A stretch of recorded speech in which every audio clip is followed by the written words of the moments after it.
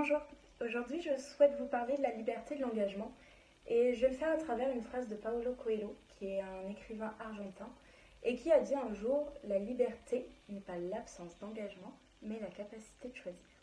Voilà. Sapere aude, ose savoir, aie le courage de ton propre entendement.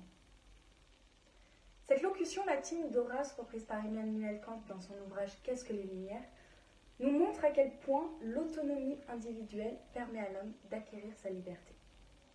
Bien que ces paroles datent du XVIIIe siècle, elles nous parlent toujours et résonnent plus que jamais dans notre actualité, car la liberté est universelle et intemporelle.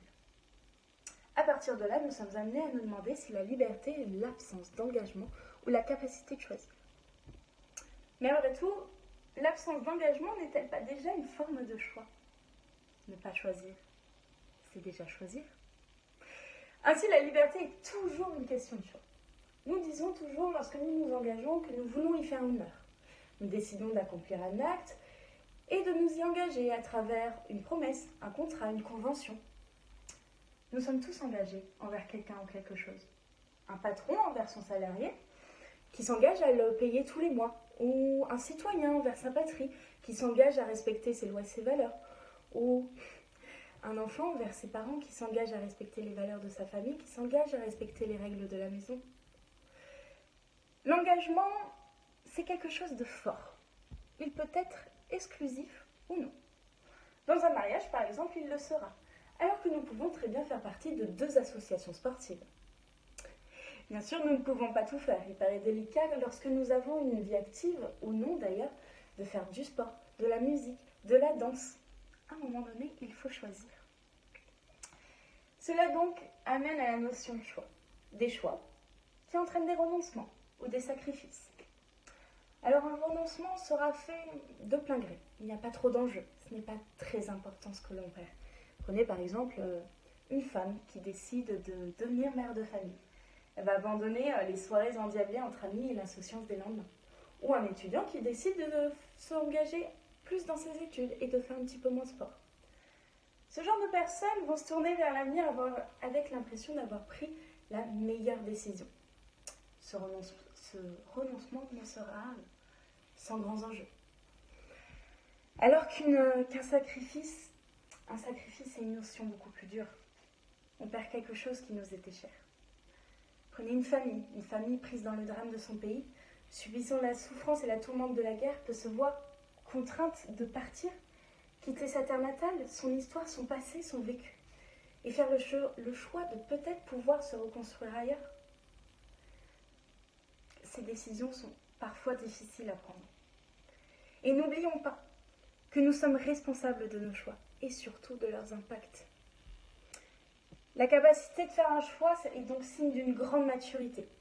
Et comme nous le dit le philosophe allemand Engels, la liberté, c'est savoir reconnaître ce qui est nécessaire. Mais les populations ont peur de s'engager.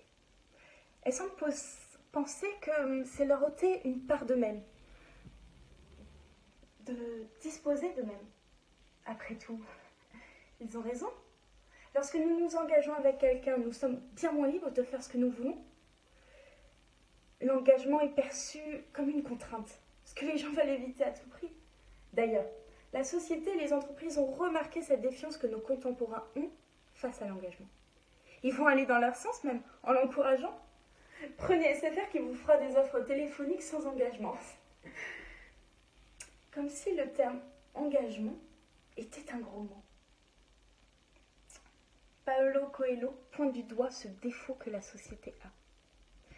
La confusion entre liberté et absence d'engagement. Il commence d'ailleurs par nous définir la liberté parce qu'elle n'est pas. Une citation en creux pour justement nous faire entendre le contraire. Que l'engagement est une forme aboutie de la liberté. Et ne pourrions-nous pas jusqu'à aller dire que c'est l'engagement qui nous libère ? Car la liberté n'existe pas. Ce sont les libertés. Et ça, Montesquieu l'a très bien compris lorsqu'il nous dit « La liberté, c'est le droit de faire tout ce que les lois nous permettent. »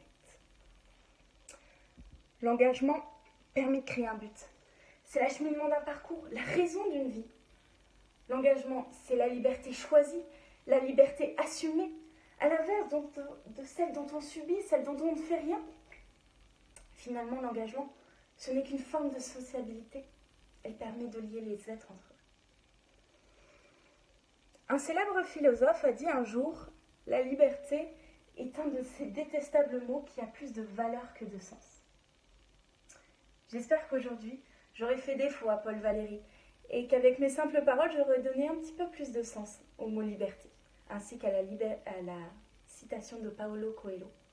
La liberté n'est pas l'absence d'engagement, mais la capacité de choisir. Avant de vous quitter, j'ai une dernière chose à vous dire. Je suis arrivée tout à l'heure et je vous ai dit sapere aude. Ose savoir.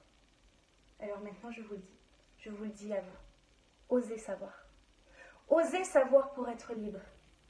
Et si vous êtes libre alors, osez choisir.